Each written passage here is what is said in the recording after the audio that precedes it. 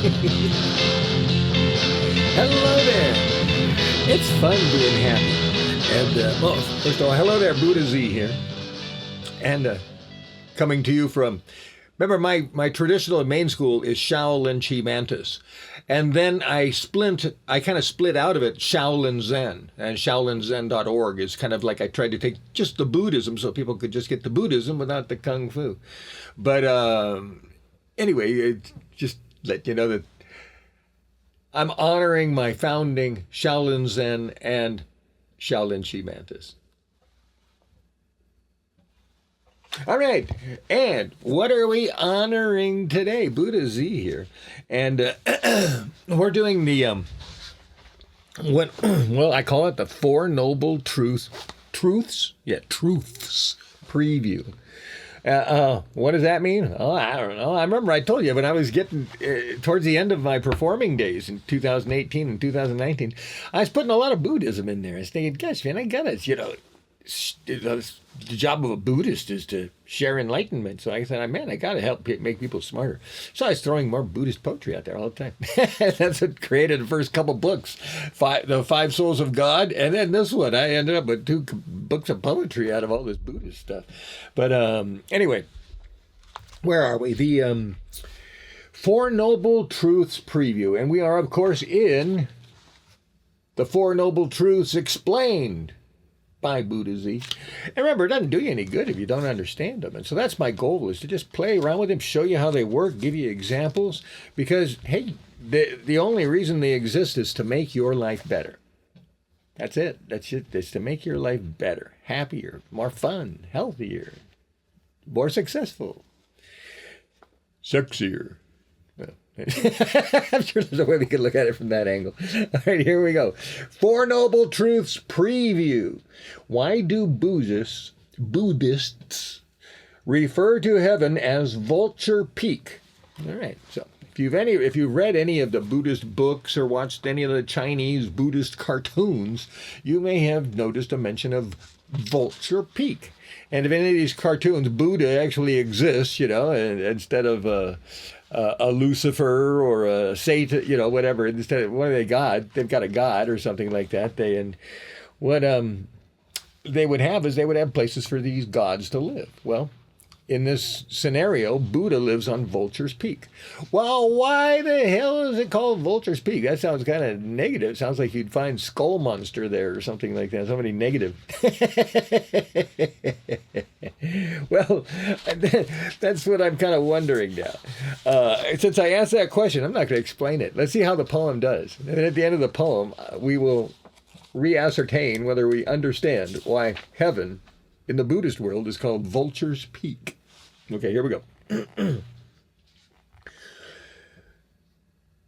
Buddha said, it is through not understanding and not realizing 4 noble things. What are those? That I, disciples, just like you, wandered aimless, accepting blindly each rebirth, unaware of my life and death passings. Buddha gave a list of the 4 truths so noble. The order is always the same: to live your life so aware that life has no sameness, because life is more serious when it's a learning game. Noble truth number 1 is the truth of suffering. Ew. Sounds horrible. And actually it is, because when he does explain it in one of his lectures that was written down, he really goes to town breaking that one down. Noble truth number 2 is the origin of suffering. So number 1 was the truth of suffering. Now truth number 2 is the origin of suffering.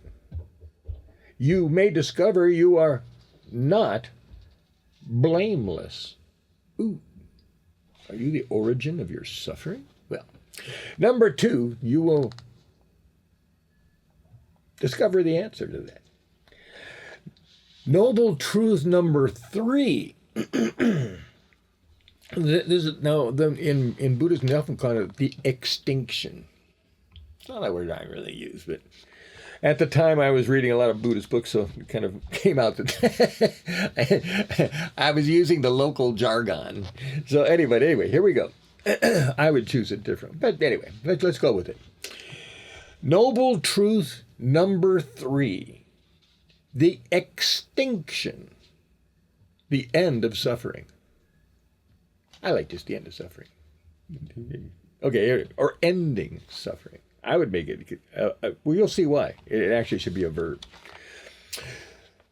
But noble truth number 4, the path to Nirvana, requires getting off the fence. So I'm excuse me. I'm going to get something to drink. So I'm warming up to dig in next to noble truth number 1 of Buddha number 1. I'm not sure if I, like Buddha, will be so complex. He refers to dead bodies rotting in the sun. The original Buddha was in ancient India, where vultures were encouraged to lurk.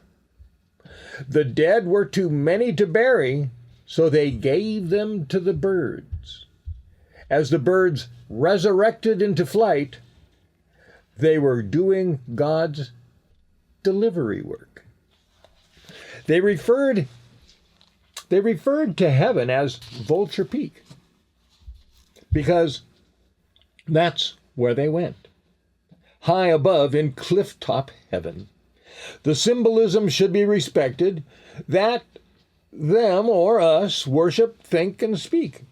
No matter what the truth is, we're probably going somewhere we've already been, unless you want to acquiesce to spiritual evaporation.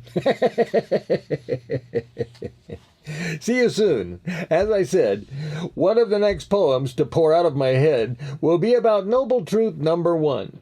It's 25% of supreme enlightenment fun. All right. So there's my prelude to Buddhism. And remember, I was supposed to explain what Vulture Peak is. How did I do? Was I successful? So I'm seeing all your hands raised or whatever's going on here. But anyway, I did. I think I did a good job of explaining that. I wasn't sure. You know, it's nice when I don't read my books for a while. I come back to them and it's kind of it's a nice fresh read. You know, I really enjoy that. Okay, so that's it.